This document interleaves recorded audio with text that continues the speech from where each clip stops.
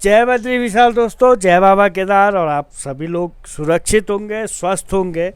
और भगवान बद्री विशाल बाबा केदार से मनोकामना करता हूं कि आप सभी लोग स्वस्थ रहें, तंदुरुस्त रहें और जल्द ही भगवान बद्री विशाल बाबा केदार की यात्रा पे दोनों धामों में पहुँचें।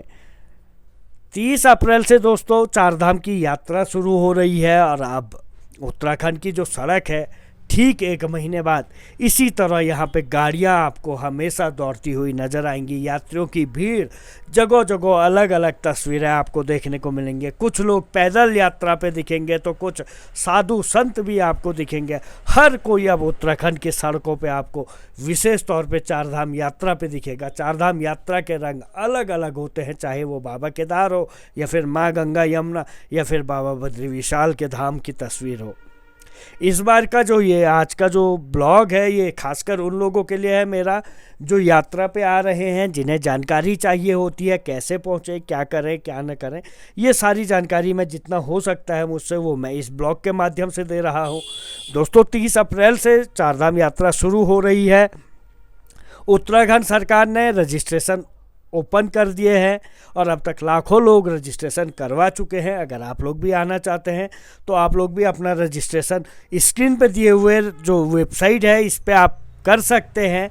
सबसे खास बात यह है, इस बार आपको आधार इस रजिस्ट्रेशन में लिंक करवाना होगा, तभी जाकर होगा, क्योंकि पिछले वर्षों में बहुत सारा लोगों का नुकसान हुआ। जो यात्री जाना चाहते थे वो जा नहीं पाए और जो नहीं आना चाहते थे वो लोग रजिस्ट्रेशन करके बैठ गए, फिर वो आ नहीं पाए।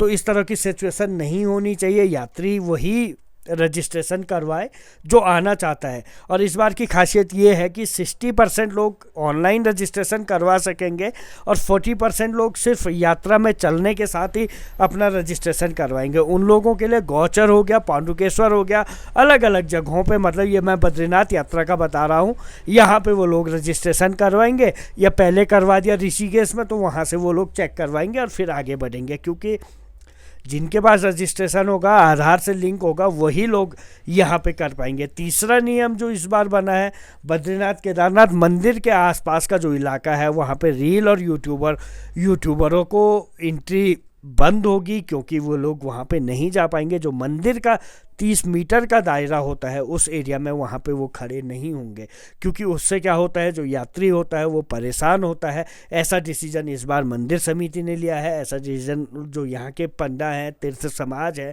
तीर्थ पुरोहित है, इन लोगों ने अपनी मांग की थी और उसको मानते हुए प्रशासन ने, मंदिर समिति ने लगभग हाँ कर दी है। मंदिर समिति ने तो हाँ कर दी है और प्रशासन का अब आदेश आना बाकी है।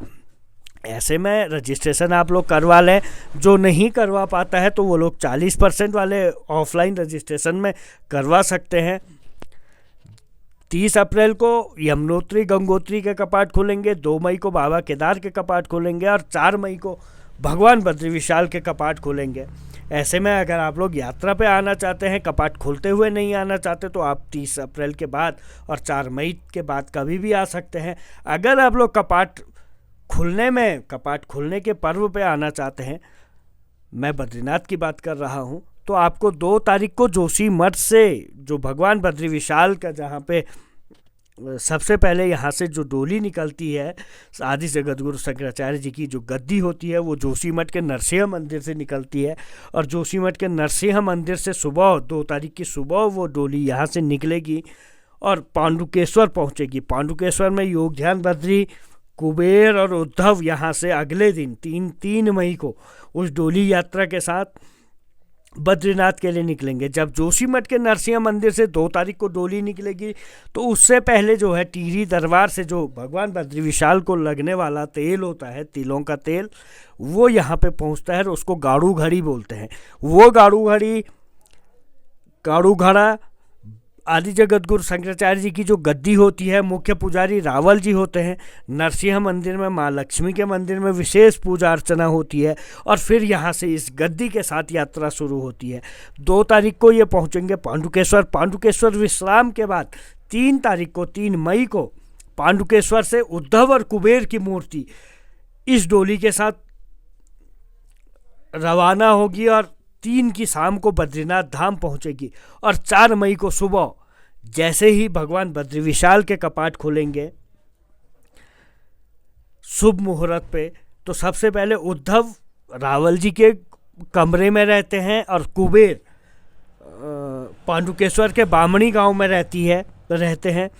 वहाँ से कुबेर की मूर्ति पहुँचेगी, रावल जी के कमरे से उद्धव जी की मूर्ति पहुँचेगी, और जैसे ही बद्री विशाल का गर्भगृह का जो द्वार है वो खुलेगा तो वहाँ से माँ लक्ष्मी भगवान बद्री विशाल के गर्भगृह से बाहर आ जाएगी। सबसे पहले गर्भगृह से माँ लक्ष्मी बाहर आएगी, लक्ष्मी मंदिर जो कि भगवान बद्री विशाल के बगल में है वहाँ विराजमान हो जाएगी लक्ष्मी जी।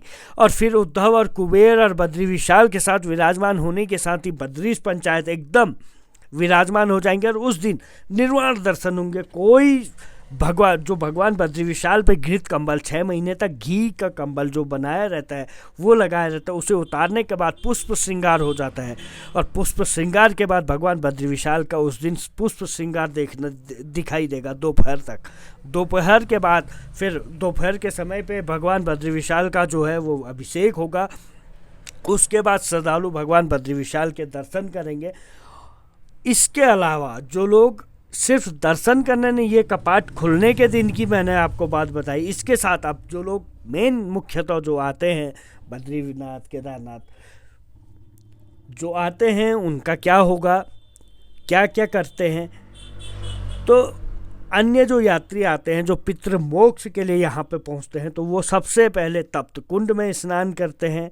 तप्त कुंड स्नान के बाद वो लोग तप्त कुंड के पास ही ब्रह्म कपाल है जहाँ पे ब्रह्मा जी का सिर बताते हैं। जो ये पूरा काला पत्थर है ये ब्रह्मा जी का सिर इसे कहते हैं, और यहाँ पे पिंडदान होता है। कहते हैं ये बद्री विशाल का ऐसा धाम है ब्रह्म कपाल जहाँ पे भगवान शिव को भी ब्रह्म हत्या से मुक्ति मिल गई थी। भगवान शिव के जो त्रिशूल है उस पे ब्रह्मा जी का 5वां सिर जब उन्होंने उनका सिर अलग किया था तो वो उनके त्रिशूल पे जा चिपका था। कहते हैं ब्रह्म हत्या आज भी किसी पे नहीं लगनी चाहिए, वो उनके सिर त्रिशूल पे चिपक गया था। और शिव भगवान इधर से उधर मतलब भाग ही रहे थे क्योंकि वो सिर अलग नहीं हो रहा था। लेकिन जैसे ही वो बद्रीनाथ के पास ब्रह्म कपाल में पहुँचे तो यहाँ पे ये चिपक गया ज़मीन पर, और भगवान शिव यहाँ पे ब्रह्म हत्या से मुक्ति मिली थी। पांडवों को भी इसी स्थान पे मुक्ति मिली थी। और हर कोई जब कहते हैं गैया और बद्रीनाथ ऐसा स्थान है यहाँ पे पिंडदान से पितरों को मोक्ष की प्राप्ति होती है, तो यही स्थान वो है। और जो पिंडदान के लिए आता है, पितृ मोक्ष से छुटकारा पाने के लिए आता है, तो वो यहीं पे अपने पितरों को पूर्वजों को पिंडदान करता है। और इसके साथ ही जैसे ही पिंडदान करता है उसके बाद भगवान बद्री विशाल के दर्शन करता है और फिर अपने गंतव्य को वापस लौटता है। अगर आप दिल्ली से आ रहे हैं तो आप दिल्ली से पहले सुबह चल के शाम को आप बद्रीनाथ पहुंच सकते हैं। दिल्ली से आप 4 या 3 बजे भी चलेंगे तो 7 बजे आप हरिद्वार पहुंचेंगे। उसके बाद शाम को 7 बजे तक आप बद्रीनाथ पहुंच सकते हैं। दिल्ली से हरिद्वार होते हुए देवप्रयाग, ऋषिकेश, देवप्रयाग, रुद्रप्रयाग, श्रीनगर, रुद्रप्रयाग, कर्णप्रयाग, चमोली, जोशीमठ और बद्रीनाथ ये स्टेशन होते हैं। इस तरह से आप लोग आ सकते हैं। अगर आप लोग रास्ते में रुकना चाहते हैं तो पीपलकोटी, जोशीमठ, श्रीनगर कहीं पे भी अगर आप रुकना चाहते हैं, देवप्रयाग, तो आप रुक के कर सकते हैं क्योंकि रुक के चलने में बहुत ठीक होता है। एकदम आप शहर से चलते हो बिल्कुल नॉर्मल टेम्परेचर से और एकदम हाई अल्टीट्यूड, क्योंकि बद्रीनाथ धाम हाई अल्टीट्यूड पे है, तो ऐसे में आपको थोड़ा सा वो हो सकता है। लेकिन अगर आपके पास समय नहीं है तो इसके अलावा कोई दूसरा ऑप्शन भी नहीं होता है। तो इसलिए आप लोग जो भी करें अपना अच्छे से सोच समझ के करें, रजिस्ट्रेशन ज़रूर करवाएं। घूमने की जगह जो है वो वसुधारा हो गया, बद्रीनाथ से 8 किलोमीटर की दूरी पे। 3 किलोमीटर पे माणा है। माणा में आप व्यास गुफा, गणेश गुफा और भीमपुल देख सकते हैं। यहाँ से 5 किलोमीटर ट्रैकिंग करने के बाद वसुधारा जा सकते हैं, जहाँ कहते हैं जिसका पानी अगर आपके शरीर पे दूर से आ गया तो आप पापी नहीं माने जाते हैं। इस तरह की जो कहावतें हैं वो कही जाती हैं। फिर बद्रीनाथ अपने आप में स्वर्ग है। अगर आप यहाँ की यात्रा पे आ रहे हैं तो इन सब चीज़ों का ध्यान रखें। बाकी कुछ छूट गया हो तो दोस्तों आप पूछ सकते हैं मुझसे कमेंट में, मैं आपका जवाब दूंगा। चलिए दोस्तों, जय बद्री विशाल, जय बाबा केदार, आप सभी को नमस्कार।